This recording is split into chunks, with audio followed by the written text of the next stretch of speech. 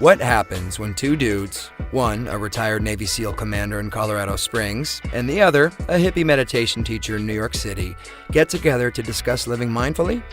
That's a great question, because we don't know what will happen either. Raw, uncut, and unapologetic.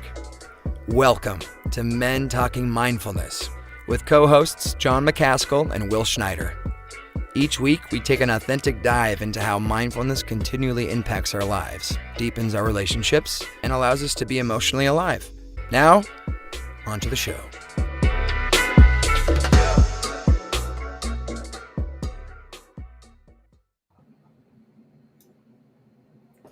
There we are. Will, good to see you, brother. John. Hey, I'm going to kick this show off with a quote from a book from our guest. I'll get into that here shortly, but here's the quote. I am offering 4 very simple, very general queries as criteria that I hope will help you shape your own personal enterprises and lead you toward a new perspective on our future as a species. Imagine using these criteria to guide your plans for your yard, your Sunday school class, your farm, your neighborhood, or your business. Imagine the ways in which the criteria might shape your efforts. Imagine the ways in which those efforts might change the outcomes. If we ask the right questions, they could guide us down a new path so that we arrive at a better place, a place from where we can hopefully see the path to a better future. Here are the queries. Is it beautiful? Does it create abundance? Is it fair? Is it contagious? And again, this is a quote from the book Beautiful and Abundant, Building the World We Want by Bryan Welch. And there it is. Will's holding it up. Hello, everyone, and welcome to Men Talking Mindfulness. I'm John McCaskill here in Colorado Springs, joined by my co-host and brother from another mother, Will Schneider, there in New York City. As always, we've got a great show lined up for you. Today, we'll be interviewing Mindful Communications, the publisher of Mindful Magazine, their CEO, Bryan Welch, and we'll be discussing his book, Beautiful and Abundant, Building the World We Want, and the subject of that book, Beauty, Abundance, Fairness, and Contagiousness. We're super excited to have Bryan on the show and get into this conversation. But first, a quick plug. If you're enjoying the show, please share it with your friends and family. Subscribe to the podcast here in the podcast and on the YouTube channel so you don't miss other exciting shows coming up. We appreciate you, our audience, and we feel our message of mindfulness, compassion, and love needs to be shared. So again, please subscribe and share far and wide. Now, without further ado, let's bring Bryan up on the show. There he is. Bryan, welcome. Thank you. We're excited to have you. And I'm just going to get into a quick bio here, and then we'll turn it over to Will to lead our grounding practice. Bryan Welch serves currently as the CEO of the media and training company Mindful Communications, including the groundbreaking LifeXT corporate training program, Mindful Magazine, and mindful.org. He is a veteran entrepreneur, executive, writer, rancher, and meditator with unique expertise in businesses that improve the world. Bryan's award-winning book, again, which we'll be discussing here today, Beautiful and Abundant, Building the World We Want, appeared in 2011. He and his wife, Carolyn, raise organic grass-fed cattle, sheep, and goats on their farm near Lawrence, Kansas. Again, welcome, Will.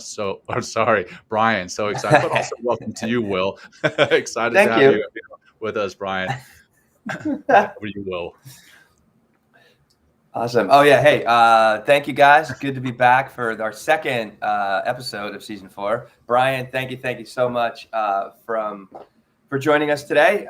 So we, every show we kick off with a nice little grounding practice as a means to practice, a means to ground all of us into the same place, as a means to exercise and show people, right, how incredibly powerful it can be if we just take a moment, kind of get on the inside by breathing a little bit, and how it can really change how we're showing up and being more present in the moment. So good. Good. So stop what you're doing, whatever you're doing out there. If you're seated, stay seated. If you want to stand up, stand up. If you're driving, be careful, but you can do this while you're driving or, mowing the lawn or whatever. Good. So maybe ground your feet if you're sitting down, or maybe if you're, walking somewhere, maybe just take a moment and just pause and find your feet on the ground. Your hands can ground on like the table, or maybe interlaced, or maybe on your thighs, but really trying to make good contact with the space that we're in, which just naturally helps us to become more present. We're going to, again, use the breathing to calm us down, to find our center. But let's just start with a nice exhale, not just out of the throat, but through the lips as well. So it sounds like this. Good, good, good, good. Now, everyone, let's take a big, giant inhale. Keep inhaling, inhaling. Try to feel a big, giant breath all the way from bottom, middle, top. And exhale, let it go out again. Out, out, out. Good. More. Inhale. Bigger. Keep going. Exhale out. Good. We'll do one more like that. Bigger breath if you can. Keep going. Really proactively pulling that breath in. Exhale, let it go out.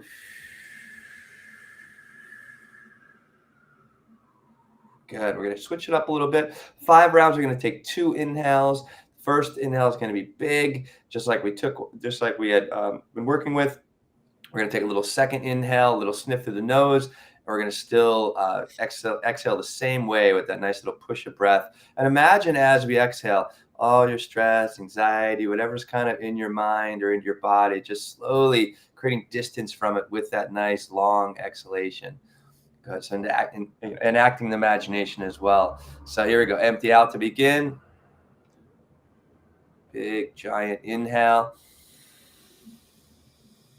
Good. Hold that breath for a second. Another inhale through the nose. And let it go. Empty all the way out, pulling your diaphragm up below your ribcage. Empty. Feel that emptiness. And we fill again. Inhale. Expanding that big balloon. Hold. Another inhale. Let it go.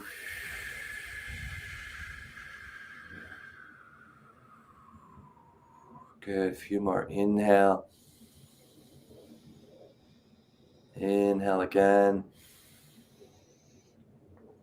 Let it go out.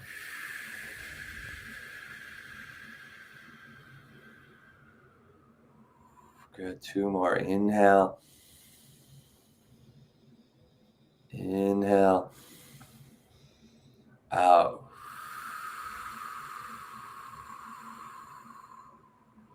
Good. 1 more. Inhale. Inhale. Out. Drop into the moment. Find your feet. Find your sit bones. Feeling that contact. And just take a moment here. Back to some normal breath. Feel how you're feeling without judgment.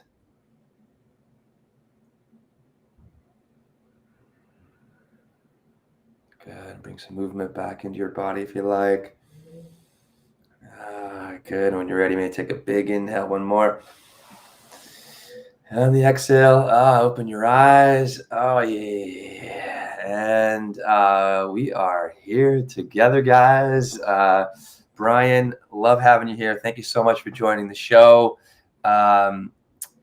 Please, we read your bio, but give us a little more background and how you became so passionate about, the environment and then eventually mindfulness.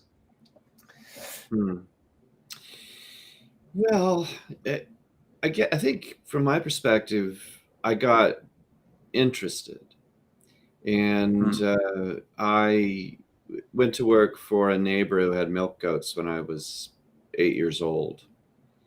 And I lived in the desert in southern New Mexico growing up, and I would wander around in the desert with these goats, taking them places that they could find something to eat. It's sparse, right? Bunch grass and mesquite and just a little of this and a little of that. And then I would bring them back in the evening and gather, I would milk them, and there would be a couple of gallons of this rich, creamy, frothy goat's milk.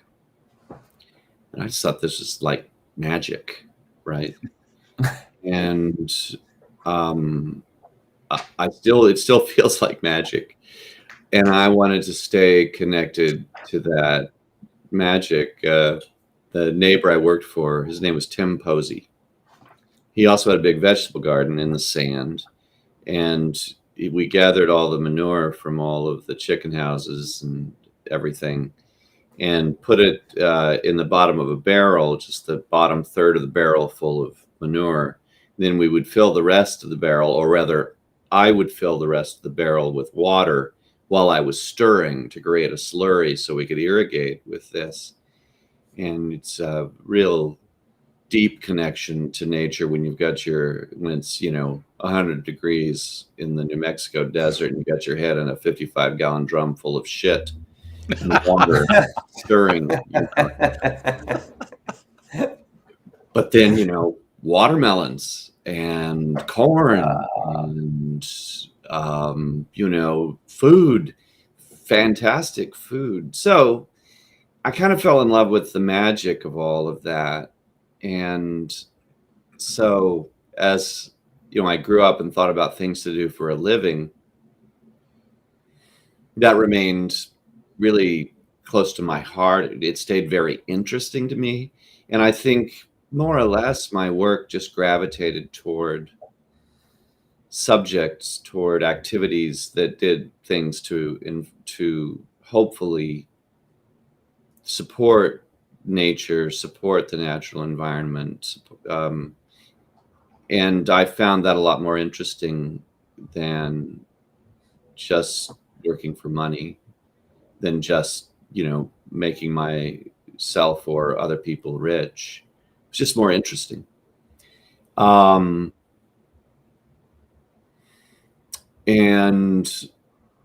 when I wrote Beautiful and Abundant, something that kept coming up for me was the fact that everybody kind of understands that we need this environment.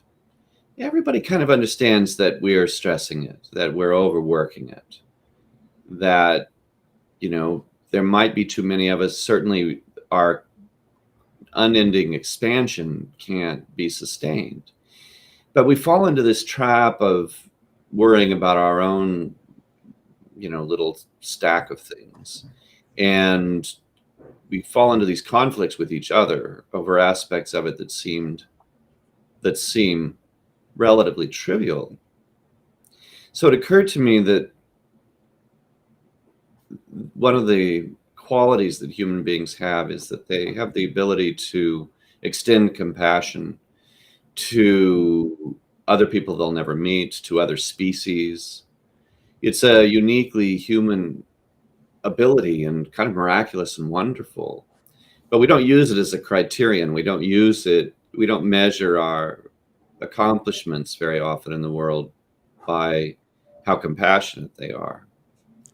And so it occurred to me that maybe I would write more about that and write more about the skills people need to open their hearts to each other, to cooperate, to recognize our shared interests with other people and other creatures.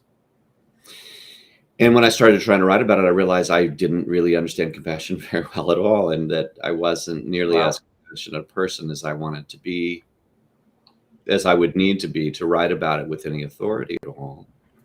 Still working on that. But one of the places that my interest in compassion took me was to mindfulness.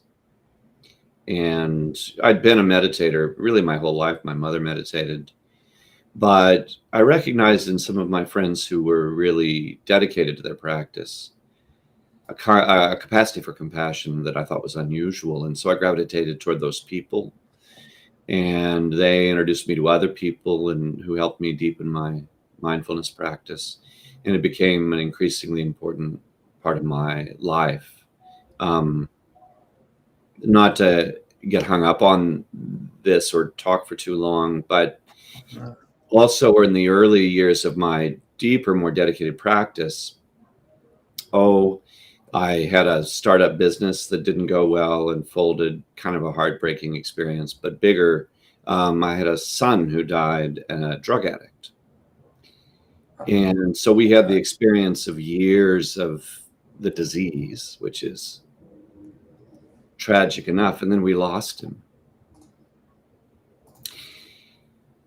And my practice was very important to my survival, really, in a way, at least to the survival of my capacity for joy, to the survival of my sense of initiative. And so it's been an important part of my work and my life since then, for sure. Wow. Sorry to hear about your son.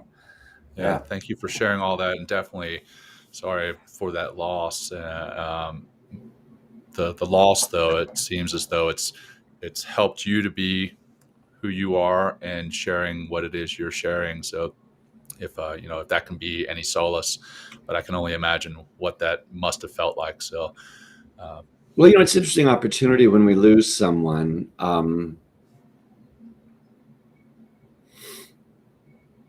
I think what all of us would wish for a legacy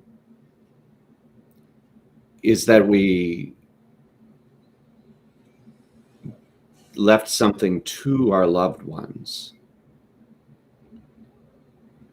that would benefit them.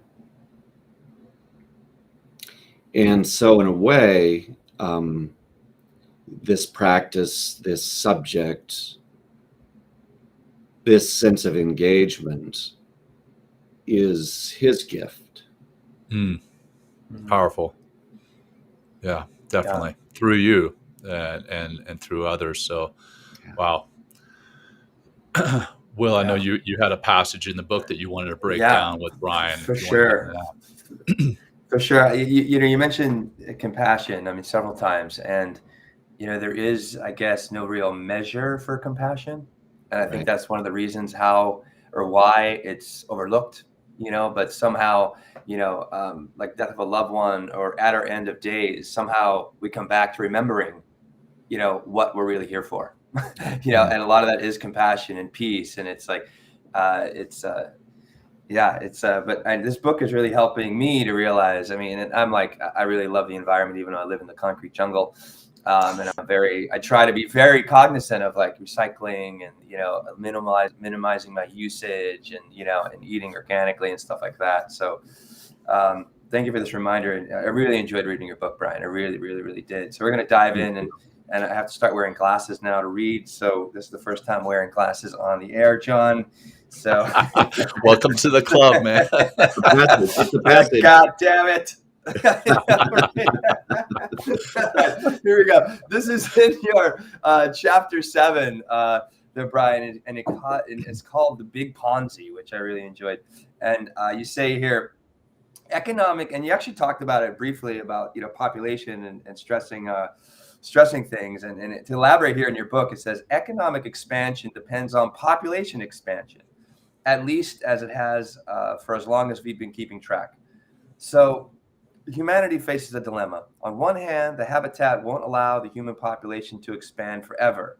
That just won't work. But if the global population stabilizes, we face an unprecedented economic problem. Prosperity depends on an expanding human population to support our expanding global economy. And then you go on a little bit later in the chapter to say, population growth is a Ponzi scheme, and we're setting up future generations as its victims.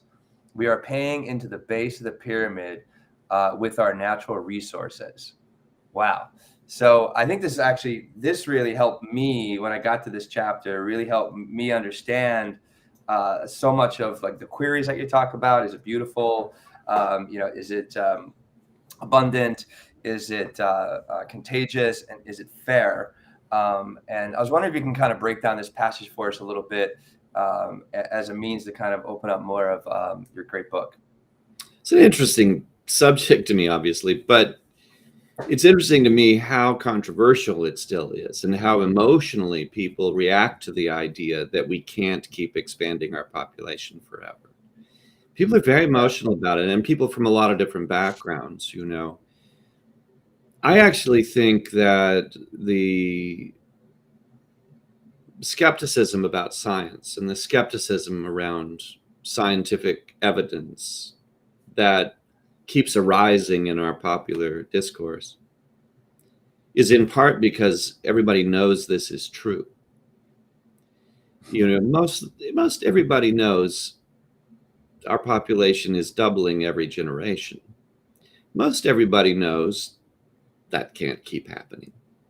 Most everybody knows as soon as the population stabilizes or declines, all of our houses will be worth less money.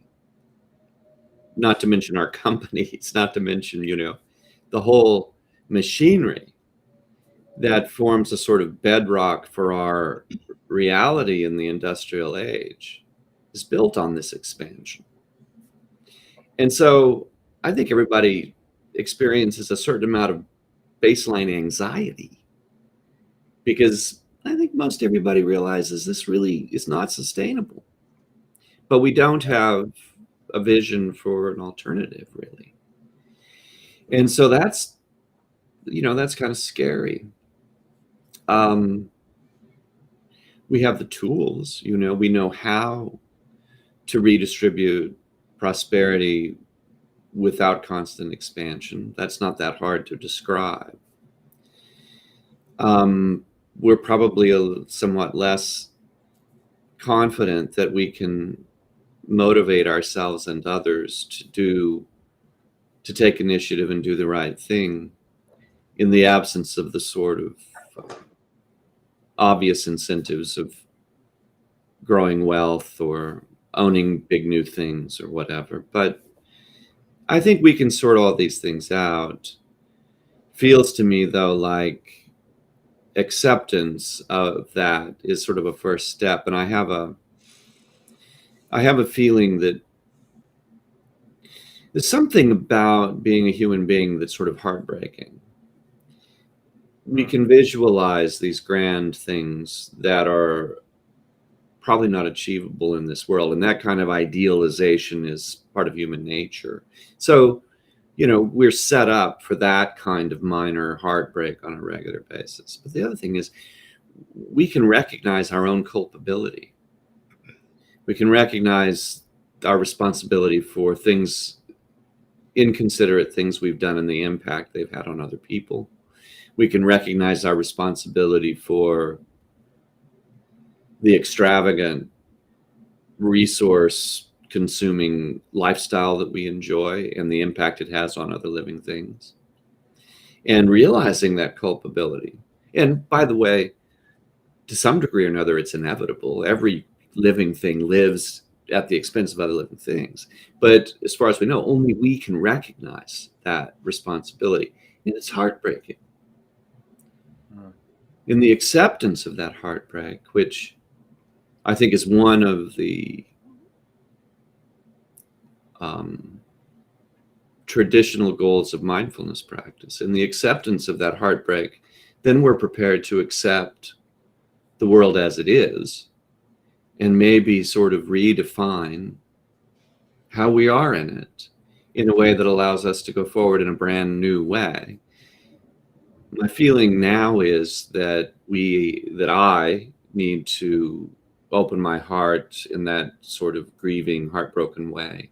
And that really probably we as a species need to have that experience, need to accept that experience on a more global scale before we're really able to change the way we project ourselves, our energy, and our species into the future. Is that grandiose enough for you, Will? I think it's pretty grandiose. I love it. I love it. It's a big vision there, Bryan, for sure. And it's like, I think what you're touching upon, and all, I mean, not even just a vision of it, but it's like we're tapping into, and we don't like to really be aware of or want to be aware of the inconvenient truth. We live in a finite planet, right? And it's like, but we still keep extorting all of its natural resources. And like, when is that going to come back and affect us? And we're already seeing it. It is definitely affecting us in some way.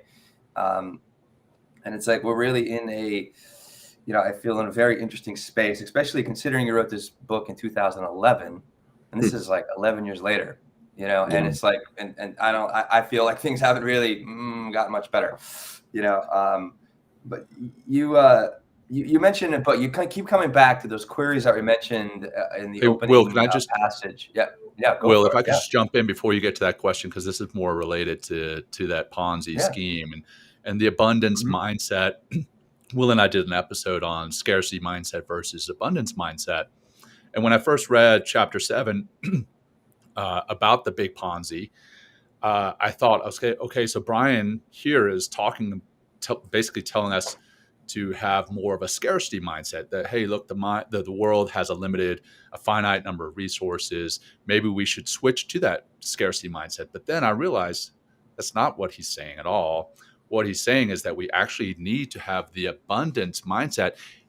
It's kind of a paradox, and it was ironic in a way, and kind of hard to see initially. But if we do have the abundance mindset and realize, look, we need to share what we have and not hoard it, and realize that what we do has an impact on more than just the immediate surroundings that we live in and our immediate friends and family. It has an impact on the global scale.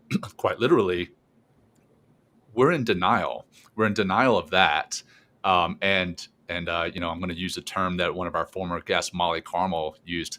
It's the dissonance. It's, hey, you know what? The effect of what I do today doesn't affect me. It's going to affect generations down the road. And you know what? We're just putting that off. But I just want to come back. My original question was going to be to you, Bryan, is how do we change and prepare for the future while maintaining an abundance mindset? But I think in a way, kind of answer my own question. You actually have to have that abundance mindset in order to do it. In order to realize, you know what, I'm going to share my wealth. I'm going to share my food. I'm going to share what I have with those around me, because there is enough to go around, and we have to have that mindset. So it's the irony and the paradox there. That's great. That was very well phrased, very well spoken. What part of the abundance mindset is, I think a vision of humanity as a great vessel for compassion, or humanity as the original culture, the rootstock for exercising compassion on a global scale, maybe a galactic scale, for projecting our capacity for that into the universe. What could be more thrilling than that, really? And abundance can be the concept of abundance can be assigned to our state of mind, I think, more readily than to the resource base. It's only an abundant resource base if it's greater than the amount you're consuming. And we seem to be able to expand consumption almost infinitely. But the recognition of the rich consciousness available to us, that's a source of abundance and a meaning, I think, or a ramification of the abundance mindset that is not finite, that can be extended, I guess, infinitely, as much as we understand that. Does that make sense? Right. Yeah, absolutely. It does. Yeah. Thank you. Well, I think, John, when you're talking about abundance, I feel like, it's like self-abundance. Like, I feel abundance, and so I'm working, instead of thinking in a group or collective kind of abundance, that we're all in this together. I think we kind of forget that we're kind of, we are the messaging that we receive continually. It's just like that we're individuals. We do things like we're like lone, wolves, or make the best for yourself. Whereas everything that we do might have only a little ripple, in the consciousness, and also, in the environment, but it does have an effect, and if we kind of come from more of an abundant mindset, but also the other things we're going to talk about, like the fairness and the contagiousness and the beauty of it, right? I think we can really begin to live on this planet, right, in a way that's healthy for everybody, including ourselves, and this is so much what your book speaks of, Bryan. But we just talked a little bit about abundance. We can expand on that as much as you like, but why these 4 pillars, or these 4 queries of beauty? The fairness, which I really enjoyed reading about that, and then also the contagiousness, which is needed, in order for this whole paradigm that you're talking about to really work. So, Yeah, well, I stumbled across the whole idea for queries. Well, I didn't stumble across it, but I was for decades practicing Quaker. And if people aren't familiar with the Quakers, they're a Christian sect, very old, hundreds of years old. Their meetings, their church is mostly silent. There's no clergy. And very little doctrine, as little doctrine as they can get away with. That's part of what Quakers try to do. And so rather than books full of certainty, they sort of direct their own activities with queries, questions that are useful to us. One of the ones that comes to mind is your home clean enough and tidy enough that you feel good accepting a visitor who stops by? No, I've got 3 young kids. Right. Well, there are 2 sides to that question, right? One is, how clean and tidy is it? But the other side of the question is, what's your attitude toward having a guest? And so the queries, I have a teacher who says certainty is aggression. Oh, wow. And that, I find that to be a very powerful idea. And so the query structure relieves us of the necessity of stating something with this great certainty that could be received as an aggressive act by someone who heard it. It's a question. You know, you can look at anything going in the world and ask one of the questions from the book, you know, is it fair? And I hoped to put that out there in a sincere way as a suggestion that people who I encounter ask themselves the question, rather than setting myself up to dictate to a bunch of other people with their own perspectives what is fair. You know what I mean? Yeah. That's the reason for the structure, and that's where the idea for the queries came. Well, how about we'll go a little bit deeper into, like I said, we talked about abundance, but why is fairness like such an important, or beauty and fairness and contagiousness? Why are they such an important part of building more of the world that we want? Like, why do they need to be considered? Well, it was a way for me to weave together, to present my own process of keeping my head screwed on straight, really. Not getting too certain of my answers today, because my answers today are pending more information, which will come in the next moments, always, right? Abundance in particular, that scarcity mindset really is a pathology, John, as you were pointing out. If we feel we've been backed into a corner, we react with aggression, ruthlessly, violently, very often. And the remedy for that feeling of scarcity, that feeling of being backed into a corner, that feeling of being trapped, is to maintain, to elevate the importance of abundance. But I think abundance is a matter of moment-to-moment definition. And one of the things I've heard you guys talk about before on your show is the fact that mindfulness practice and the way it opens space in our consciousness allows us to rest with a sense of abundance that isn't dependent upon the extra money in the checking account. And so hopefully we're able then to relate to the world in a less aggressive, more open way. And, beauty is sort of in the same category, isn't it? I mean,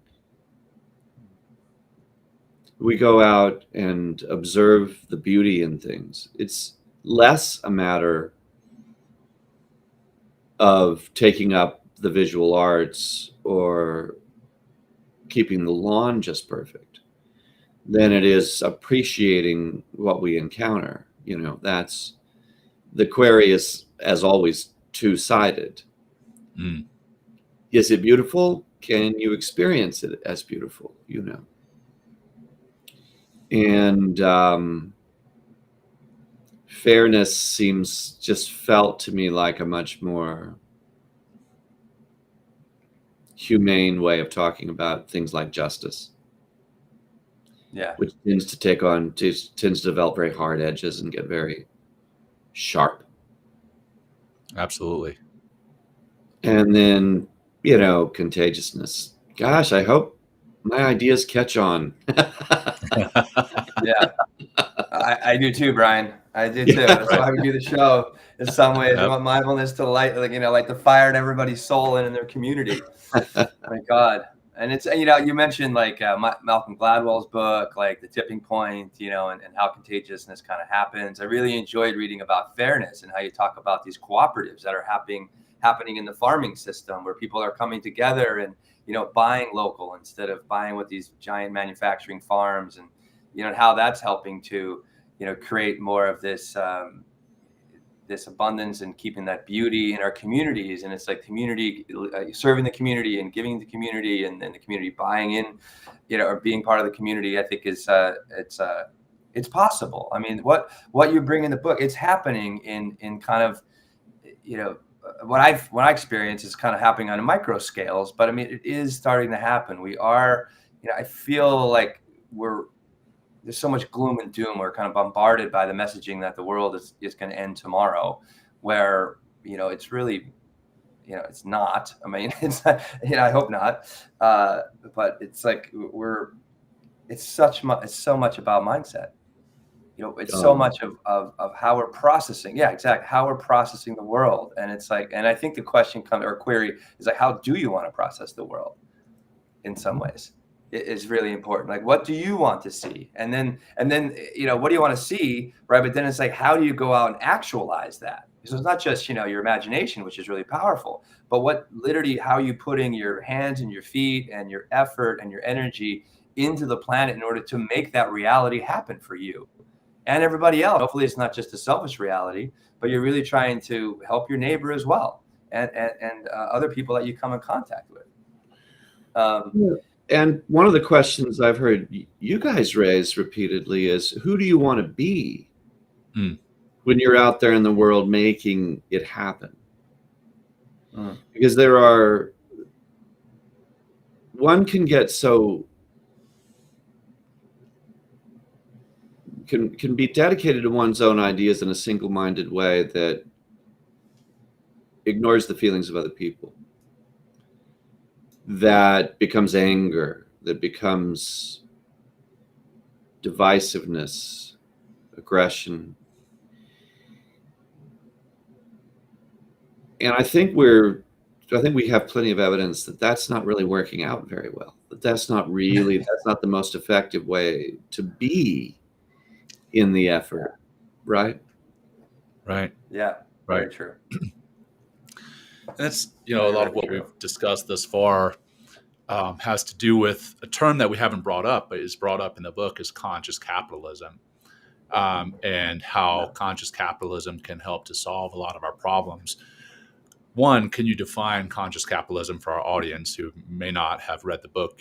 And two, what are some of the ways of starting to practice conscious capitalism? Sure. If you don't mind, Bryan, I'd love, could I read from the book a little bit? Maybe you can elaborate if that'd be helpful. Is that okay? Always, Will. You want to read from my book anytime, okay? I figured that would be the answer, Bryan. But I just want to make sure. Okay. You guys get to see my classes again. Okay. So conscious capitalism. This is kind of like, hopefully we'll provide some of the solutions to the kind of the problems that we're bringing up here.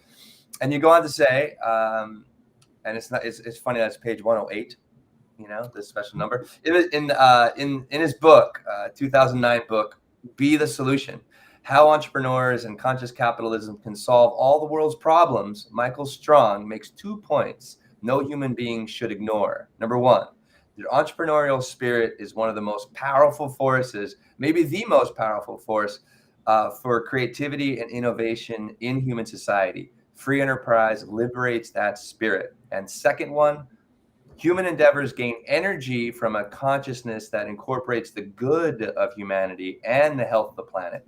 Conscious capitalists have an advantage over their competitors. And that's very nice.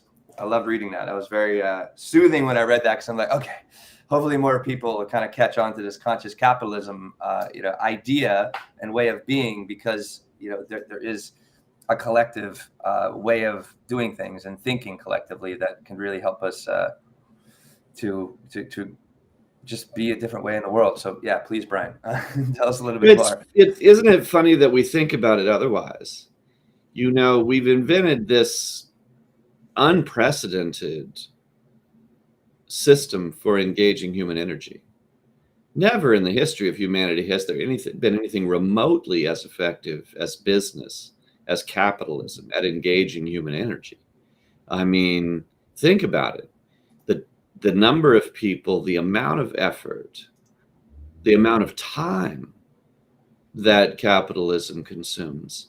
There was never a religion that engaged people like this. There was never a war that so universally engaged people. There's nothing that humanity has done. And it came about, it's like capitalism's like maybe 300 years old, which is nothing. I mean, it's a baby as a concept. So we've got this baby idea, I think, that capitalism has to be selfish, has to be consumptive, has to be destructive. We've got these ideas that don't necessarily belong to capitalism at all. Capitalism is a way of engaging people's energy to accomplish personal and universal goals. And it can be used quite effectively to change the world for the better and for people's mutual benefit. That hasn't been a criterion for the 300 years generally. Although I will say, in small businesses throughout the history of the industrial economy, people have been working out their consciences. I mean, the reason that Quaker oats are called Quaker oats is because conscientious people, Quakers, didn't want to work for other people who might not have the right value system. So they started their own businesses in many cases, and they were known for their trustworthiness. And so I don't know this for sure, but I'm pretty sure that the branding of that product was sort of rooted in the idea of conscious capitalism. These are people who you can trust to fill your bowl at breakfast. And so now, during my career, we've just been working on trying to get that idea out there and get people engaged with it. And progress has been made. More people understand it. The whole idea is, when you make decisions in business, how much money will it make is not the only question. We have queries in business too. What's the impact on the employees? What's the impact on the community? What's the impact for the shareholders? What's the impact for the environment? So I think folks who, like me, who've run conscious, quote unquote, businesses, it's really just been a process of asking ourselves those questions and then subjecting ourselves to appraisal for that too, which is an important part of it. Like the B corporations B corporations volunteer to have an independent organization audit their impact on society and on the environment. And then they're scored. And I thought that was really a breakthrough idea. And the folks I know who run B corporations are among the best business people I've ever known, because they're actually so adept that they're willing to be subject to all the usual standards and challenges of their businesses, and then layer on the additional challenge of their social and environmental impacts. Yeah. Wow. What would be, you kind of started touching on a little bit as far as if somebody is like hearing like the term conscious capitalism for the first time, what are some of their like best starting practices? Like if they're like, you know what, I want to be, have a great, a more conscious capital or conscious business. It's like, what are some things that are offers or advice you can give them? Well, I would advise, go take you go to bcorporation.net and take the assessment. That's a really great place to start because all the questions are in there. But there's some kind of simple things that some of the most conscious companies do that I think are really revolutionary. For instance, I would name the companies, except I probably don't remember the numbers exactly, but a major food company decided that their top paid employee, their CEO, could never have a salary more than 7 times the salary of the lowest paid employee. Oh, wow. Yeah, it's just a fairness. I think I remember reading that. That happened a few years or something like that ago. I remember reading something like that, or maybe it was a while ago, but I remember. Yeah, anyway. And there are still a number of companies who have a standard like that. I think that's a very powerful standard. And a very visible, transparent way of saying we care about fairness. We haven't completely erased the incentive, the personal financial incentive to getting promoted, to advancing in business. But we've acknowledged that there's a question of fairness there when the CEO makes $30 million a year or some absurd number. And so, that's a fundamental and sort of easily accessible standard to apply. Transparency, many conscientious companies make all of their financials available to all their employees. Basically, they operate at all times with full transparency. It's revolutionary, kind of scary for business people. It shouldn't be, but it shouldn't be, right? If you're like being honest and being well, that's exactly the question. How honest are you willing to be? So it's a neat standard for keeping us all straight. Yeah. And also what's keeping us from being honest, right? Like what's keeping you from being honest? Like what it's like, it's the greed, fear. I'm just like putting this out, rhetorically, but it's just like, why aren't you being honest? Like, why wouldn't you want to be honest? But sorry. Yeah, well, that's a really interesting question. I mean, anytime secrecy arises in any human endeavor, we all should probably sit and ask ourselves, why do we have to have secrets? It's usually in a relationship, in a business. It's usually not a good sign and deserves some examination, I guess. Mm-hmm.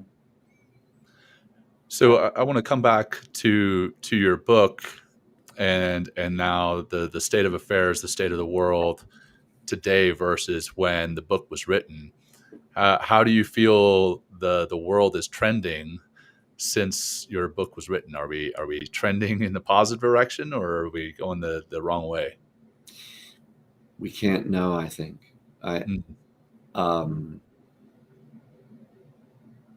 It's a question that, of course, all of us ask, all of us consider. But you don't know. For every action, there's a reaction, and you don't know the shape of that reaction. So, when there's a phenomenon in the world that really disturbs me, the divisiveness of our culture today is really disturbing to me and gives me reason to fear for the future of my grandchildren, my own future. I'm going to be around for a while too, I hope. But it really disturbs me. What I don't know is what happens if a huge number of people recognize that divisiveness itself, that aggression toward our neighbors, is inherently destructive. Because before we reached this state of affairs, I don't think many of us had a reason to ask that question directly. What's the price of divisiveness? Now the question's on everybody's mind. So might the reaction to that be a level of social harmony that we didn't have previously? It could be. I'm not making a prediction, but it's one of the things that keeps me from falling into some kind of despair when I notice phenomena that are disturbing to me, because I cannot predict the shape of the reaction, and it could be miraculous. And I think if you look over history, some of the greatest breakthroughs came after the darkest times. Yeah. I think there's a natural balance, I feel. Like we have this show and mindfulness is on the rise. And like, I think it was like 5 years ago, or maybe 6 or 7 years ago now. And I started seeing advertisements for meditation on the subway. And I was like, whoa, there's enough. And that means there's enough people that want to do it, right? That means there's enough people that want to do it. And there's enough need for it. So therefore you can put $1 million ads on the subway in New York City because it's not cheap. Right. And I was like, whoa. And as soon as that hit, I was like, okay, I'm not going to be the weirdo anymore. It's like, like meditation and mindfulness. It's good. It's coming. It's literally legit. I mean, and we're going to talk about your magazine in a second. It's becoming mainstream. And, the practices of mindfulness and meditation and all the contemplative practices, whether it's for Buddhism or other like kind of soulful practices, it's about the self, but then how is the self manifesting in the world, and how are we including others, into our own development? And it's like, so there, and it also with the news is like,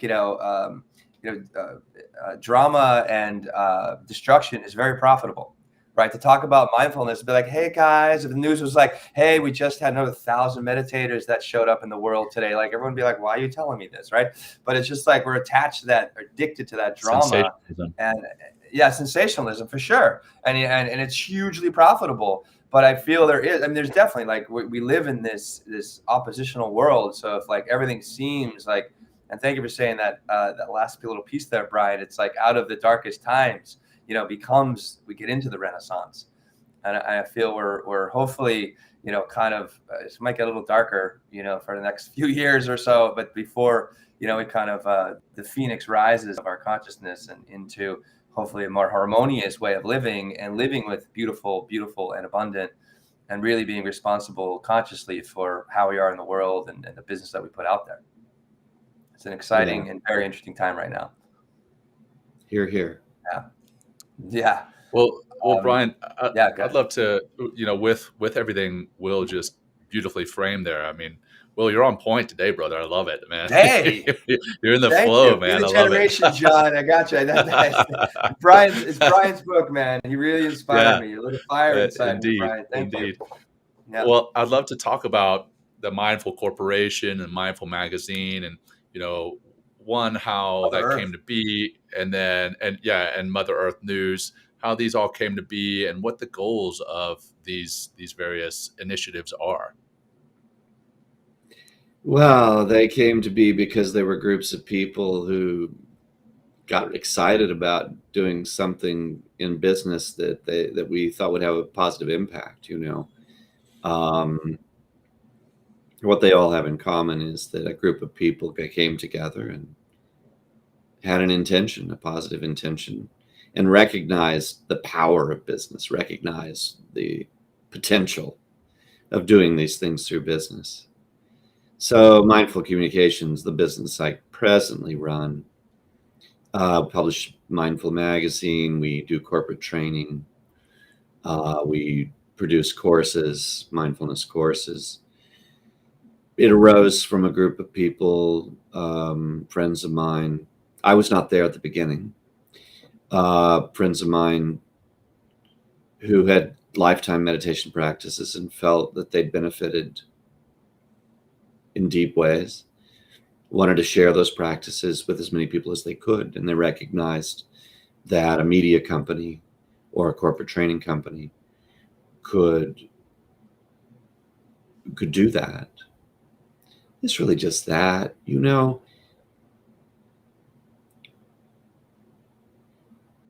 I've grown, maybe it was always part of my nature, but I'm somewhat suspicious of messianic visions, where this thing you're doing or the way you are or what we say, what I did, what I said are going to have a revolutionary impact. But I stay super excited about trying to do the right thing. You're here. It just doesn't stop being interesting. And the effects of that. Yeah. But you're trying to do the right thing. So likely the effects will be better than if you weren't, right? True. And that keeps my interest. It keeps I wake up excited about that. And for me, that's been a better orientation to it than any kind of messianic vision of how, when I do this, the world will change in that way. And experience has indicated that my skepticism is probably warranted, right? It's the world. Nice. Well, what about you personally? I mean, you've touched a little bit on your background with meditation and how you got into it, but for you personally, what does your practice look like? What is your favorite practice? Love to share that with the audience as well. Yeah, great. Well, I'm a student of the Tibetan teacher, Chogyam Trungpa Rinpoche. And, was introduced to his teachings through friends and found a lot of value there that sustains me, my practice. I meditate pretty much every day for at least half an hour and sometimes longer. Periodically take half a day, mostly for sitting. And in the context of meditation, it's traditional, what Buddhists would recognize as shamatha meditation. Focus on the breath, recognize thoughts as they arise, as without judgment or prejudice, and then let them go, touch and go. I do intersperse with some more formal things, a little bit of chanting. And Tonglen, are you guys familiar with Tonglen meditation?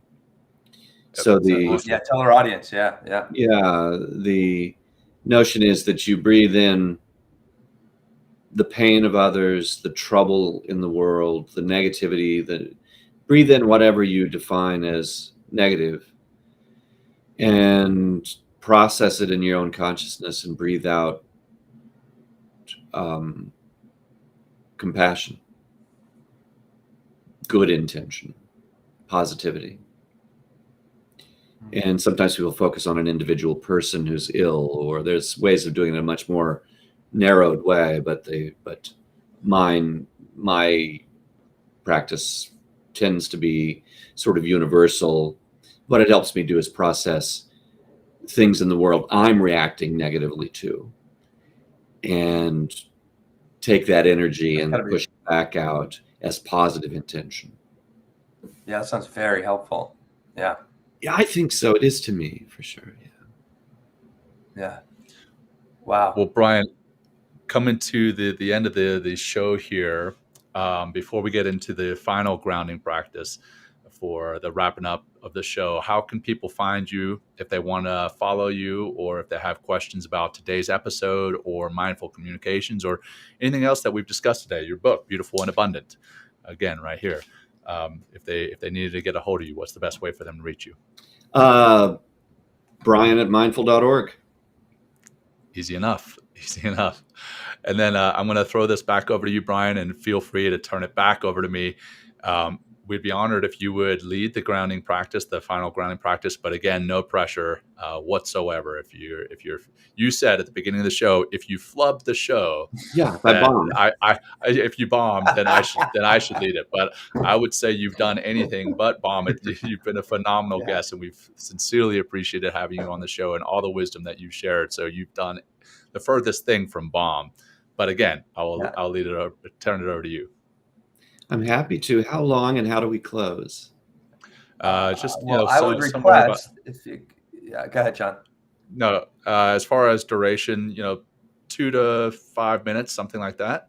And then Will, you said you had a request of some sort. Yeah, I mean, I don't know how long the Tonglen meditation would take, but like you mentioned it, and it could be a great exercise, and it takes a little longer. That's fine too. Like we I mean, we If you have a have the little extra time. time, and yeah, if you have the time as well. So I would, or whatever you're comfortable with, Bryan. Like I'm sure anything you offer is going to be very helpful to our audience, and John and I individually, and Lindsay. So Yes, I'm happy to do that. That would be great. There is a warning about Tonglen. Mhm.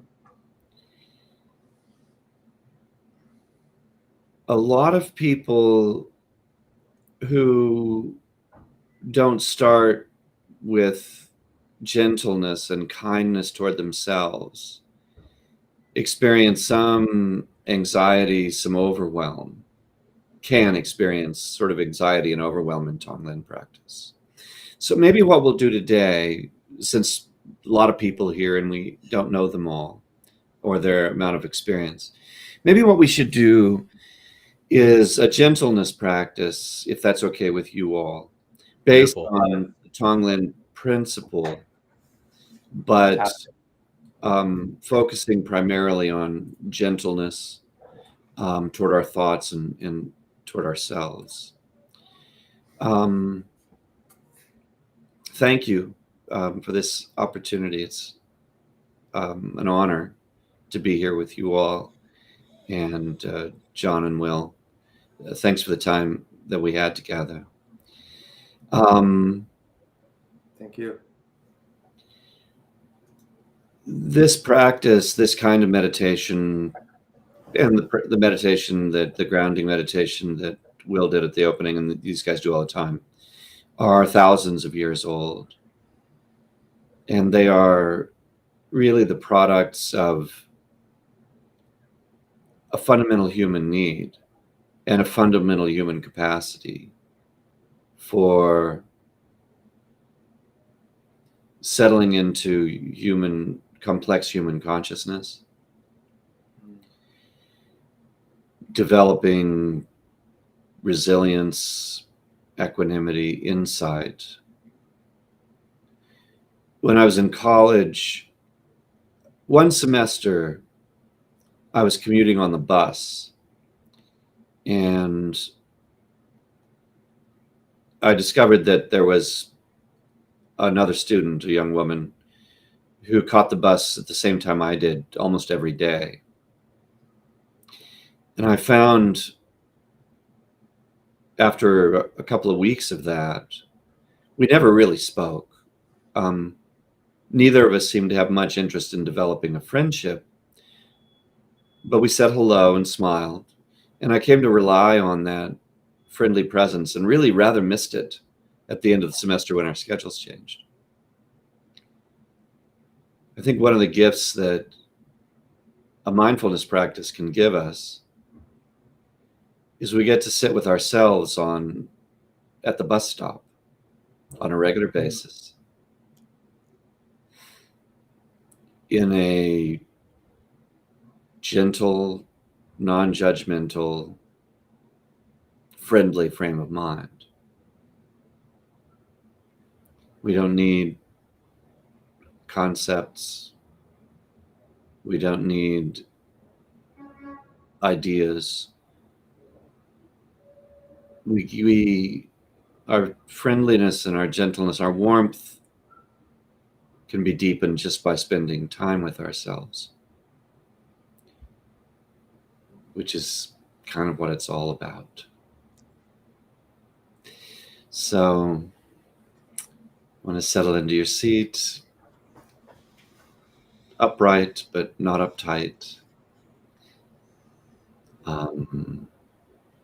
Make a connection through your sits bones with the earth, or your feet if they're on the floor. Make sure you're comfortable and dignified.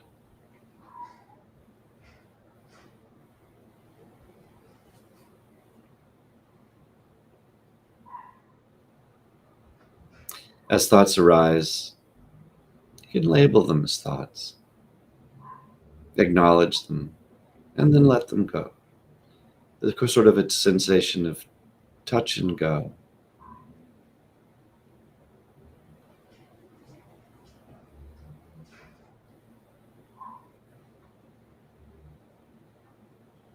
After you let a thought go, you can return your focus just to your breath.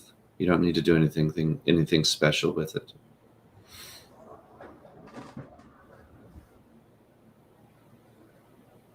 Maybe observe the sensation of the breath passing out of your mouth or your nose, in through your mouth or your nose, connecting you to everything.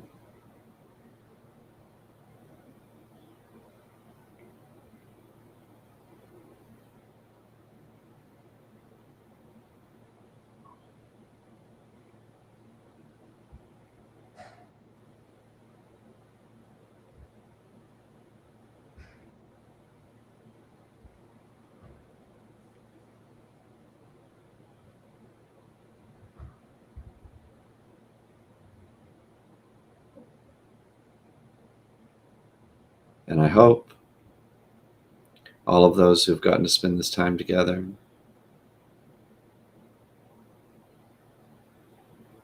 can be gentle and loving and kind with ourselves. Thanks.